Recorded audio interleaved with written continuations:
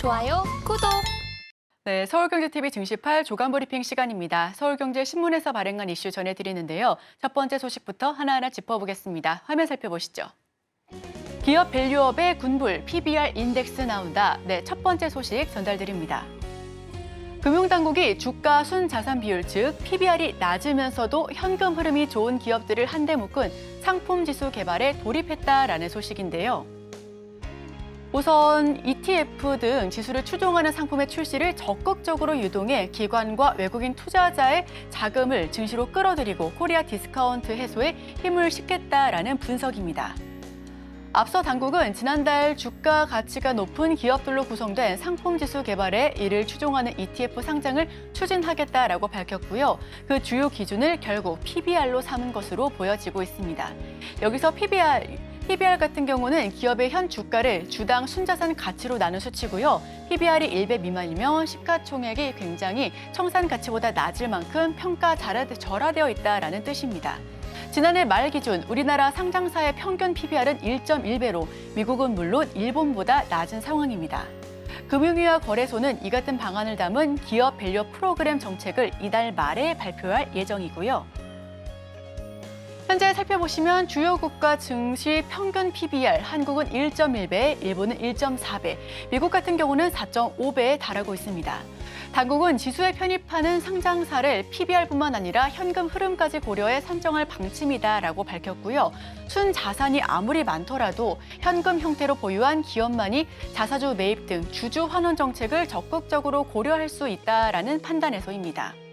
PBR 1배 미만과 같은 기준을 일률적으로 적용할 가능성은 낮습니다. 그 이유는 업종에 따라서 PBR이 천차만별이라 일본 역시도 일률적인 기준을 적용하지 않는다라는 부분이기 때문인데요. 당국은 이와 함께 자산 총계 5천억 원 이상의 상장사가 의무적으로 작성하는 기업 지배구조 보고서에서 기업가치 제고 계획을 기재하면 우수공시 법인으로 선정할 때 가점을 주는 방안 역시도 기업 밸류업 프로그램에 포함시킬 방침이다라고 밝혔습니다. 기업가치 제고 계획을 잘 써낸 상장사는 불성실 공시 법인 지정 때도 감경을 받을 수 있게 되는 그런 법안 역시도 준비하고 있는데요. 저 PBR 현금 흐름이 좋은 곳을 한데 묶었습니다. 금융당국은 상품지수 개발에 착수했고요. 관련 ETF로 외국인과 기관 투자자의 자금을 유도할 것이다라는 분석입니다. 두 번째 소식입니다. 의료비 폭증의 2년 뒤부터는 적자, 2028년도에는 1조 6천억 원으로 5배 치솟는다. 두 번째 소식입니다. 정부가 2017년 이후 7년 만에 동결했습니다. 어떤 걸 동결했냐 하니 건강보험료율을 7.09%로 동결한 건데요. 물가 급등과 금리 등으로 어려운 국민 경제 여건을 고려했다라고 전했습니다. 정부는 지난해 9월 국민건강보험정책 최고의결기구인 건강보험정책심의위원회를 열고 올해의 건강보험료율을 7.09%로 동결했습니다. 2017년 이후 약 7년 만의 동결로 물가 급등과 금리 등으로 어려운 국민경제 여건을 고려했다라는 설명을 덧붙였는데요. 하지만 동결 결정 이전에는 다양한 논의가 오간 것으로 파악되고 있습니다. 보건복지부가 4일 발표한 제2차 국민건강보험 종합계획은 지금 이 같은 정부의 고민이 한껏 담긴 것으로 파악되고 있습니다. 현재 65세 고령 인구 증가에 따른 의료비 폭증, 저출생으로 인한 건보 수입 감소로 지속 가능한 재정 운용이 어렵다라는 판단에 건보료율을 법정 상한선 인상이라는 카드를 꺼낸 것으로 풀이되고 있고요. 법적 상한선 조정에 국민적 합의를 담은 사회적인 논의를 병행하겠다라는 전제를 달긴 했지만 사실상 인상이 필요하다라고 선언한 셈입니다. 현재의 건보 재정은 어떤 상황일까요? 보건복지부가 이날 공개한 건보 재정 전망에 따르면 단기 수지는 올해 2조 6,402억 원 흑자에서 2025년 4,633억 원으로 줄어들고 2026년도에는 3,072억 적자로 돌아설 것으로 보입니다. 고령화에 따른 의료비 폭증, 필수 의료, 요양급여 등 건보 재정 지출이 더 늘어날 수밖에 없는 추세로 볼 때 재정 효율화와 수입을 더 늘리는 작업이 동시에 진행되지 않는다면 적자 폭이 더 커질 수밖에 없는다라는 현상이고요. 지금 화면을 통해서 살펴보시면 건강보험 재정 전망을 살펴보겠습니다. 단기 수지 역시 적자로 돌아설 것으로 보여지고요. 준비금 역시 점점 마이너스되는 현상을 확인하실 수가 있습니다. 건강보험료를 추일 역시 살펴보시면 우선은 7년 만에 동결을 외쳤다라는 부분 화면을 통해서 살펴보실 수가 있습니다. 2026년 단기 수지는 3,072억 원 적자를 기록할 것으로 파악되고 있습니다. 고령화 등 고려할 때는 속도가 더 빨라질 것으로 보여지는데요.